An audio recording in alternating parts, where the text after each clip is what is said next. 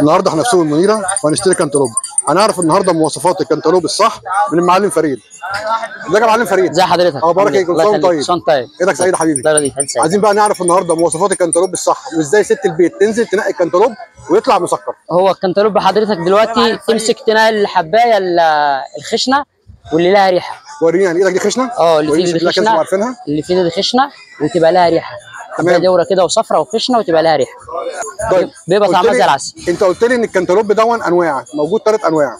الكانتالوب انواع، بيبقى مزروع في اسوان حضرتك، وبيبقى مزروع في المنيا، وبيبقى مزروع في النوبريه تبع اسكندريه. طب الزرعه اللي عندنا دي منين؟ دي من اسوان. دي من اسوان؟ زراعه اسوان. بسم الله ما شاء الله. احلى حاجه في اسوان. صلى على النبي يكسب. الارض بتاعت اسوان كلها اساسا والميه بتاعتها نظيفه. يعني الكانتالوبيه دي شاربه من ميه المنيا. بالظبط، ميه اسوان نظيفه. اي حاجه في اسوان يعني بتبقى عسل جميله. سكر قشطه. بالظبط حبيبي كل سنه وانت طيب. وانت طيب. ومش هننسى طبعا الكانتالوب العرايشي، اجمل كانتالوب برضه موجود. انا بشكر المعلم فريد، وتحيه لكل راجل صعيدي تعبان وشقيان في السوق.